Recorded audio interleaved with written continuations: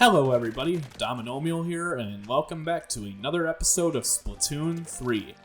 Last episode we did single player all the time, the whole episode, because I was disappointed by my salmon run attempts 2 episodes ago. So, yeah. Yeah, I'm just gonna use the splatter shot because, Rapid Blaster I do kind of want to learn how to use, but I have a feeling it's going to be a bit difficult to use in this one. Okay. So... okay, this is just a level about ink rails. Cool. Or I could... I deserve that one for being way too cocky.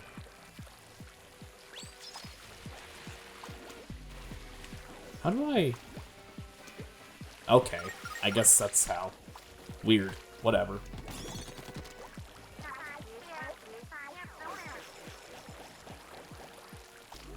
Oh, shit.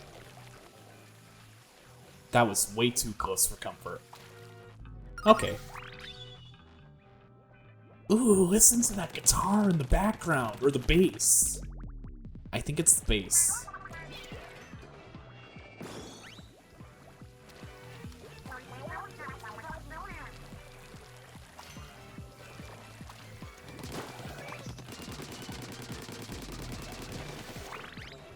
I love this. I love this song.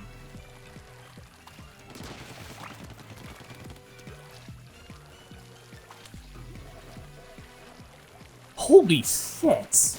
Why is the music in this game so good? Or this series always so good?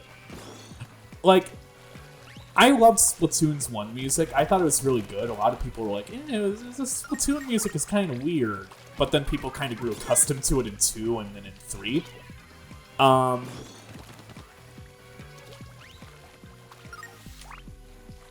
So, yeah.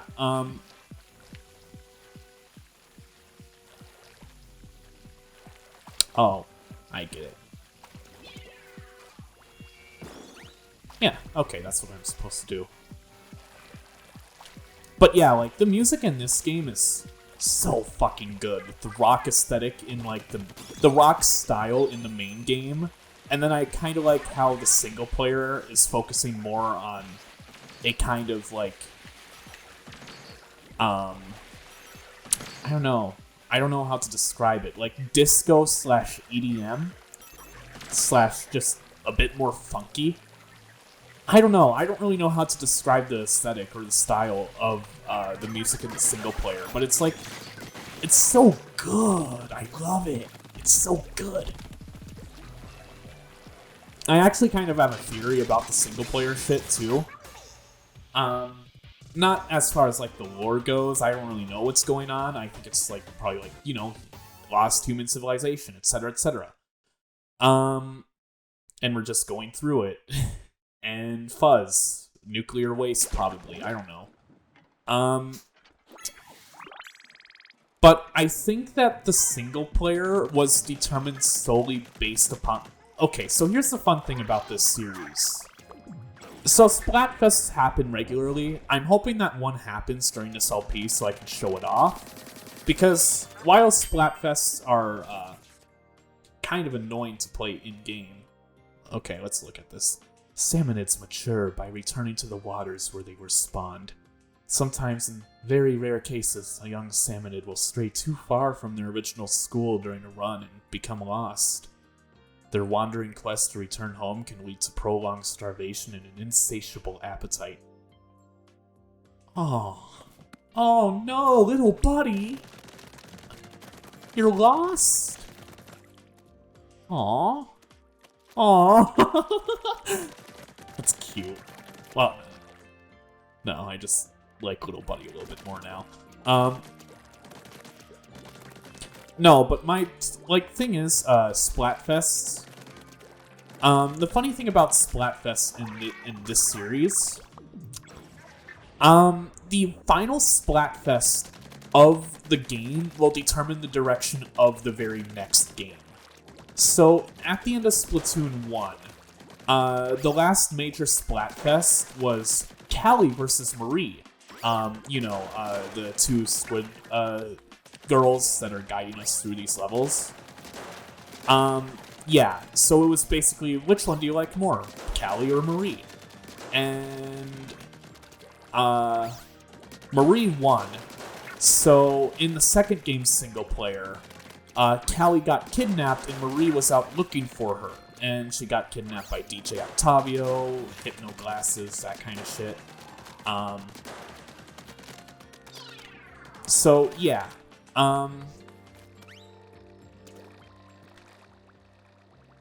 God damn. That's actually a very difficult balloon challenge. What the fuck? I do want to do it, though. I want to do it. Maybe some of the upgrades will help. So...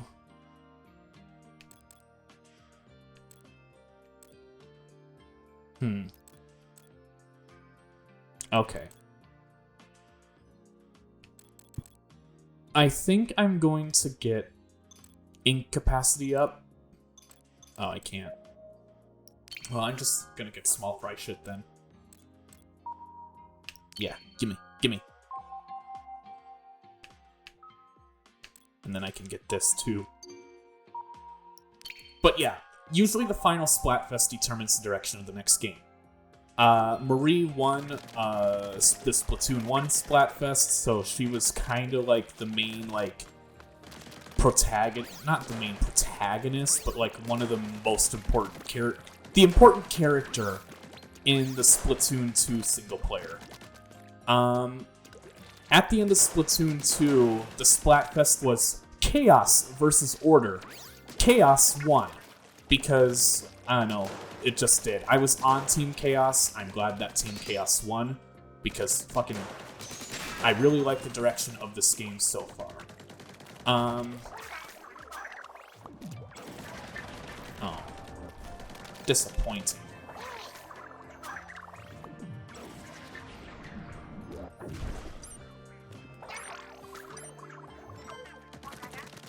So yeah, Team Chaos won. And now this game takes place in literally a post-apocalyptic wasteland. Not like the first two didn't already, but it's a bit more obvious in this game in like the tutorial area. And the general aesthetic of the multiplayer. But, like, I don't believe that they just put on a Splatfest and started developing it from scratch. Like, the whole theme of this game from scratch. Like, they were going to have a Chaos versus Order theme no matter what.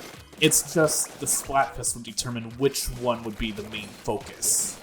So while Chaos is the main focus of the multiplayer,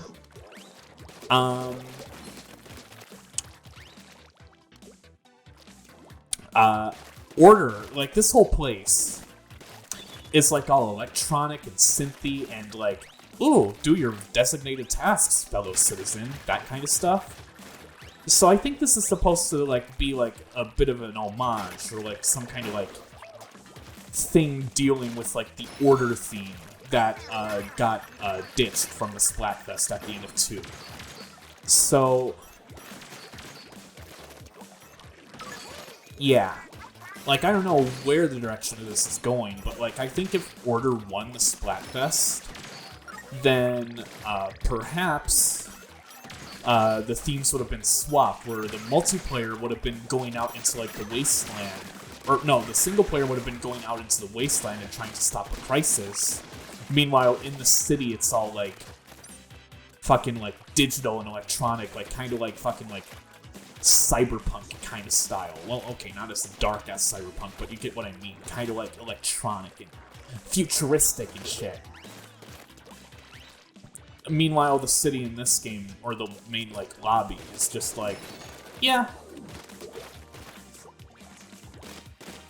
How do I...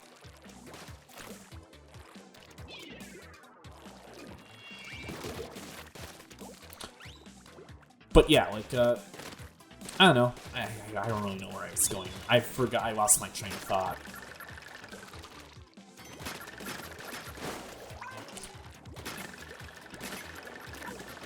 yeah, I do really like where the single player is going as far as, like, I guess, lore? I really do like the lore of this series. This is literally just a reused asset from Splatoon 2. The map, rather. Okay. I mean, this was from, I think, Octo Expansion, but whatever. Just a bit reused and remodeled.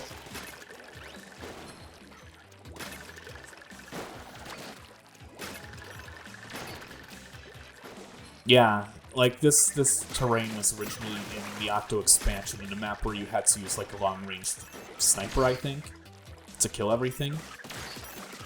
And you had to deal with these dudes being a bit of a hassle without like these obstacles to block their shots and stuff.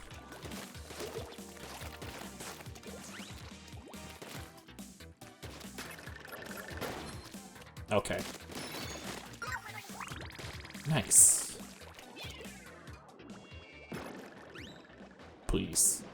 Give me.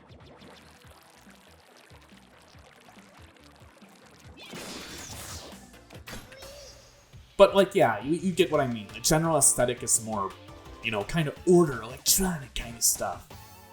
So, it's kind of interesting. So they kind of built, like, both, like, the order and the chaos themes when developing this game, because there's no way that they literally started development on this game immediately after the final Splatfest of 2, because that would have probably been too short of a time. Because the final Splatfest of 2 took place in, like, 2019 or 2020. And also, like, considering COVID, there's no way they would have had enough time to make this game in only 2 years. Or 2.5 years, especially considering that this series actually has a surprisingly small development team. And also they're the same team that makes Animal Crossing. So, you know, they could have been developing Animal Crossing and this at the same time. But, like,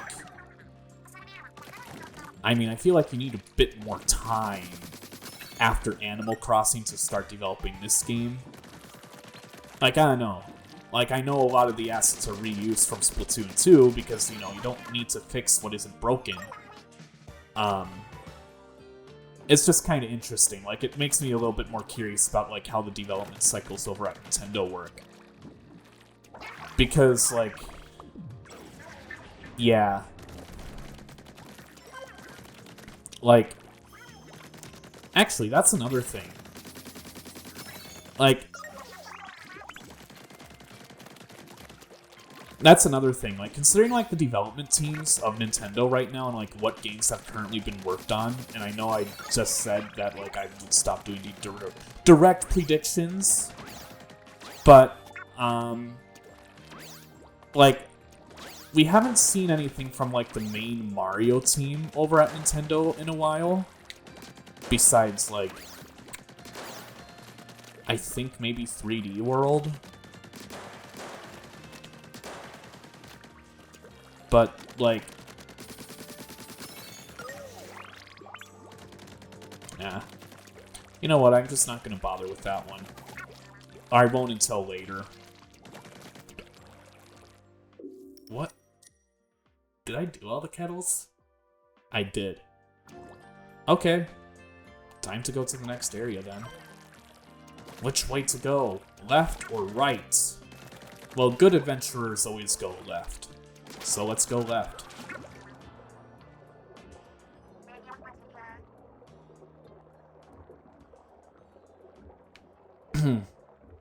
But yeah, we haven't seen anything from the main Mario team. We're probably going to get Metroid Prime 4 news, at least.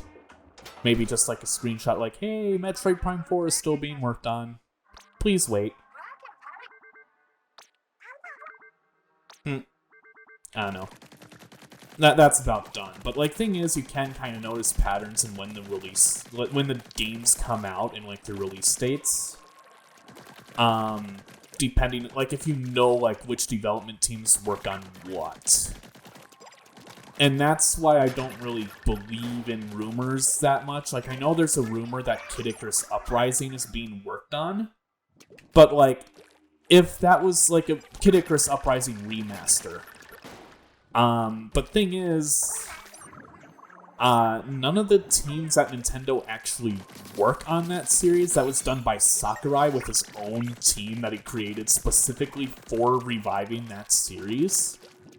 And unless Sakurai is working on a port for, you know, that game, nobody at Nintendo is going to be working on it. They're just going to, like, ask a third party, like, you know, Sakurai's company, to make Kid Icarus Uprising. And you know what? That would be pretty cool if Sakurai did work on Kid Icarus Uprising for a port. Although, he might be too busy with his YouTube channel to be doing something like that. I don't know, but like usually there has to be enough demand for a game series, and a developer that wants to pick up that game series to work on if it isn't, like, you know, made by like the main Nintendo teams. Because right now, like, I think the main Nintendo teams are divided into like the Mario team, the Zelda team, the Splatoon and Animal Crossing team, the Mario Kart team, and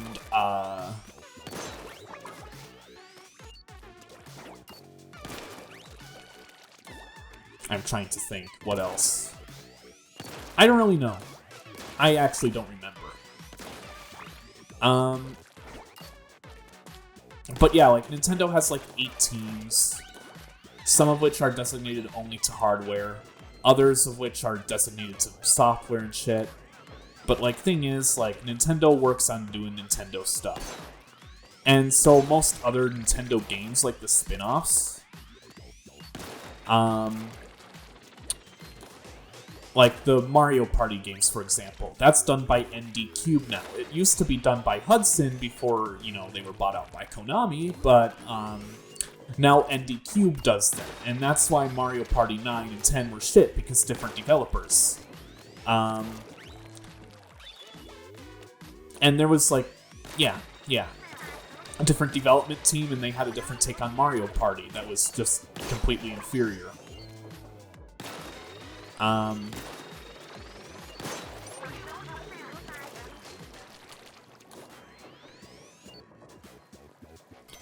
So, like, Paper Mario is done by Intelligent Systems. Intelligent Systems gets commissioned, or, like, you know, they make Paper Mario games when Nintendo demands it. But, there are always going to be new Fire Emblem games, because Fire Emblem is, you know, Intelligent Systems' main property. There's always going to be Pokemon games, because Nintendo doesn't work on the Pokemon games. It's Game Freak and the Pokemon Company.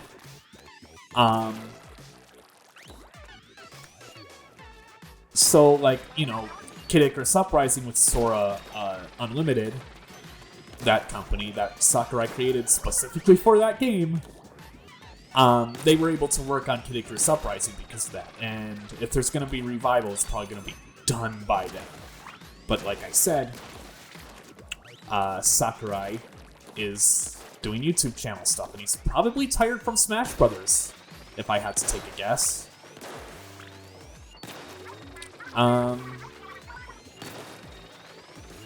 So that just kind of leaves a lot of options, or a few options left as far as like development teams go, and like maybe what they're working on.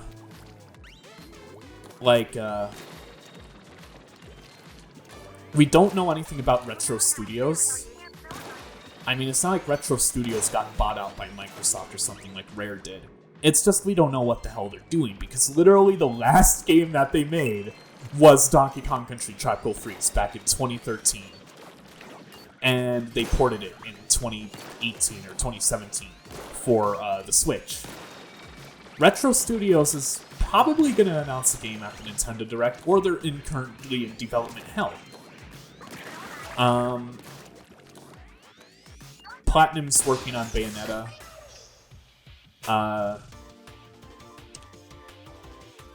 Sega is working on Sonic Frontiers for the Switch. And basically, like, the only companies we have left are Square Enix. Square Enix, I really hope they're working on a Chrono Trigger port, or remake, or whatever, in the HD 2D engine. Probably never gonna happen, because that would make too much sense. The Manta clan's early morning ritual. After careful grooming of their pectoral fins, the family gathers for their favorite breakfast. This unique pattern... This unique plankton dish, a family recipe passed down across generations, is said to enhance the mind, body, and bodily toxins. Like, yeah, I don't know. Thing is, if you follow the paper trail, is that the term you use? If you follow the breadcrumbs and figure out which team develops what internally and externally, you can kind of get a better prediction on what Nintendo is going to announce. Like, now, like, I don't know. Like I said, Paper Mario is probably in development right now. We don't know what Retro Studios is doing. And, yeah. If you're curious about, like, development teams and shit,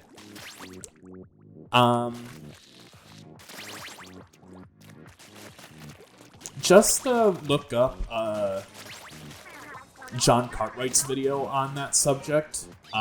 His video about, like, oh, why Nintendo doesn't develop your favorite games anymore on Good Vibes Gaming, that channel.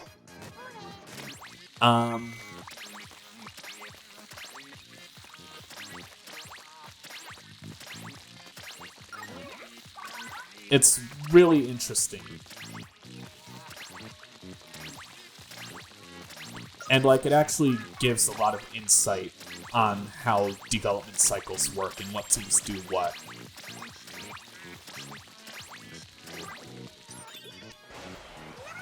Okay. That was easy.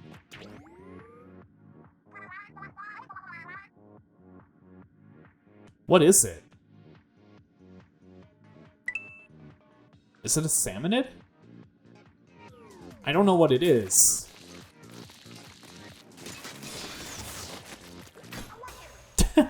That is kind of cute, though, that they make you do, like, a connect the dots kind of thing.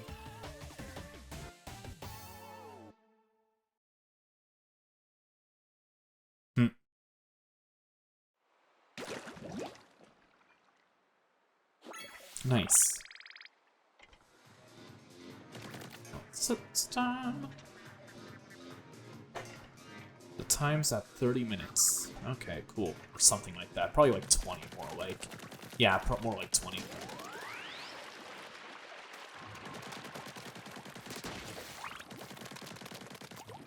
Yeah. So because of development teams and shit, probably never gonna get another F-Zero unless, like, we get, like, Sega, like, asking Nintendo, like, hey, we want to work on an F-Zero game again. I don't know. Like, I really want a Kid Icarus. Hashtag Pond Snail like a boss. Hashtag Eddie is gnarly. Hashtag Chaotic Sunshine. Hashtag Fresh Gear. Shellfish be fresh fish. Master of merchants. Nautilus introspection. Got that golden ratio. Gotta get out of your shell. Not couture for life. Wow. Wow, I'm glad I got that one. I really do want a Kid Icarus Uprising port, though, because that's a game I really want to LP, but can't with my current setup, because I don't have a modded 3DS to capture the game, and I'm not going to do the old school method of capturing the game, like, literally fucking through a camera. So, I'm either left with emulation, or waiting till the game gets ported, or trying to figure out how to mod my 3DS, but I'm not gonna try and mod my 3DS, because that just takes a lot of effort. And besides, like, I don't know, I think I'm probably just gonna figure out how to get a 3DS emulator working so that I can record 3DS games. that I own, of course. But also because, like, all the eShop only games are already basically inaccessible. And I think it's justified to, you know, get into emulation for the 3DS to get those old games that you won't have a chance to pick up anymore and have no way of paying for them anymore. So, like, you could, like, say, like, oh, yeah, like, why didn't you pay for them when you had a chance to? Well, sometimes you don't know a game exists on the eShop that you want to get, and then when the eShop is down, you're like, well, shit, guess I can't play it anymore. Like, that happens quite a few times, honestly. Like, that already kind of happened, like, a couple times for, like, maybe, like, the Wii U eShop, but also, like, I know people freaked out about the PlayStation 3 store going down for good reason, and then Sony backtracked on that completely.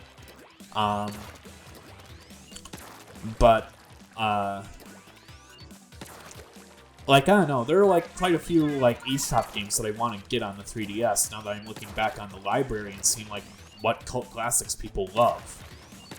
It's kind of cool knowing, like, seeing games that you otherwise wouldn't know. What am I going? What tangent am I going on? It's weird and random and shit.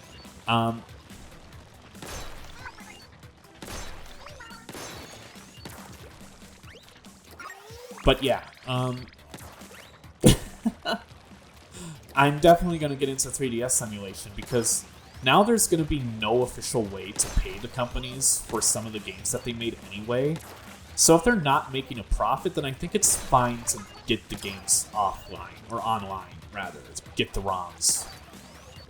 Like, if there was another way of getting the games, that would be kind of iffy, like, whether it's okay.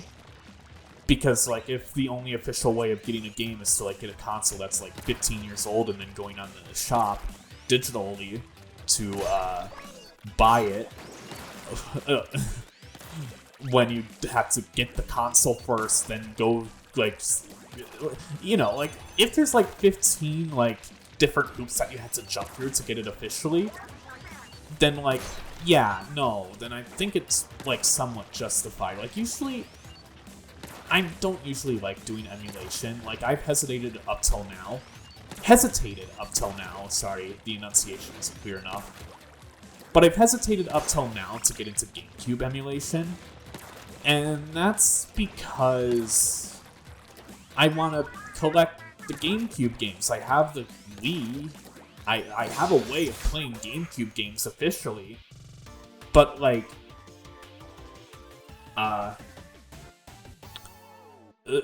sometimes it's just really impossible to find GameCube games that, like, you want to add to your collection. Like, I know, like, GameCube games are also skyrocketing in price. I mean, I know they went down for a little while, but I think they're going back up again? I don't know. So, yeah, like, I have, like, the big ones. I have Luigi's Mansion. I have, Super Mario Sunshine. I have, Kirby Air Ride, which doesn't even work properly because the disc is scratched. So I won't feel bad about emulating that one. But, oh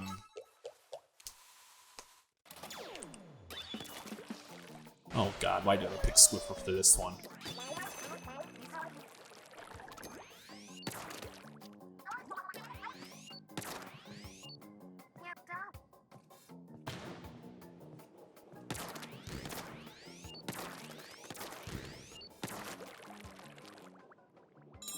I wasn't ready for that one. I didn't think it was gonna launch. Okay, now I know what I'm doing.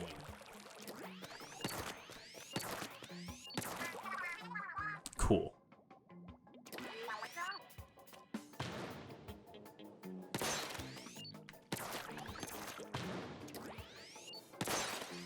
Is this all? Is this all I have to do?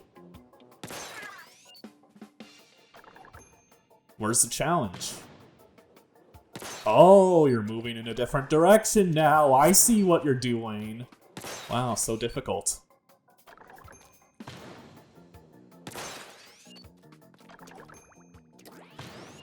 Okay. When's it gonna get hard? Oh, hello.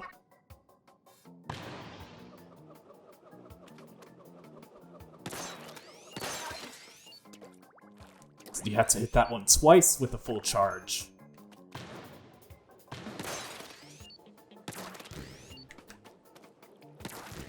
Fuck. Burst bomb. Save. Shit. Just fucking pour the enemy juice on you. Okay, cool.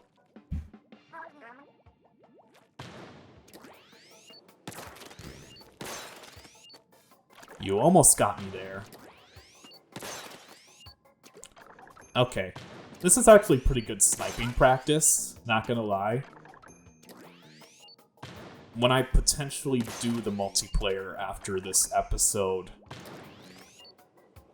I'm not gonna play the Squiffer. I was thinking I might play a Charger, but probably not, actually. I've been playing a lot of Charger lately, and I kind of want to try something else.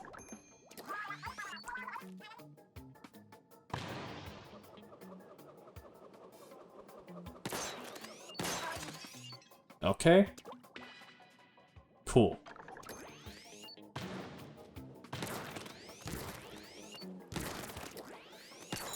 Fuck. You really have to hit them spot on, huh? Okay. Okay, I can do this. I'm just playing badly. I'm doing this for fun. You see, I'm just showing off what it's like to be a bad sniper. Okay.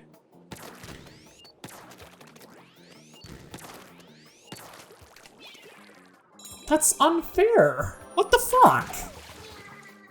The blocks don't have breakable hitboxes after they bounce. That's so dumb.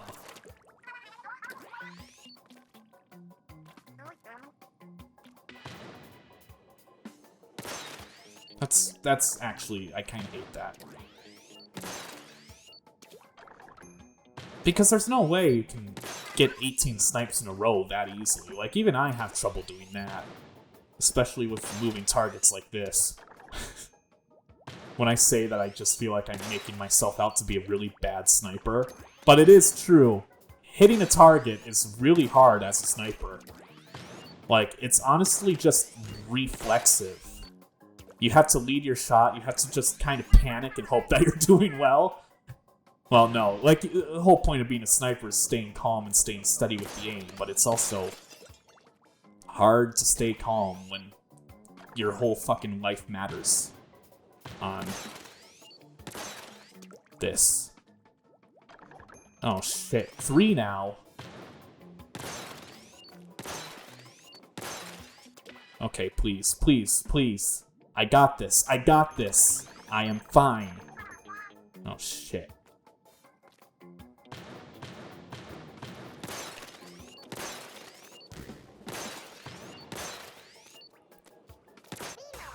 Yes! Good. Good! That last one was kind of scary. Not gonna lie.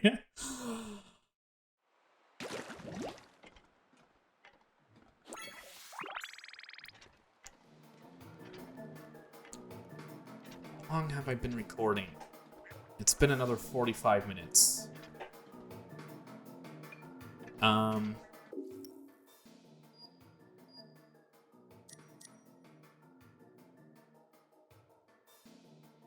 Okay. Cool. So, I'm gonna end the episode off here. In the next episode of Splatoon 3, we have like 5 more levels to do in this world, this site, but I'm not gonna be doing that. Why? It's time for the daily dose of multiplayer. Or bi-daily or whatever I'm uploading this. Or maybe I'll do a bit of single player, but I'm definitely going to be doing multiplayer. I just want to play more multiplayer, because multiplayer is fun and shit. So in the next episode of Splatoon 3, see you guys next time.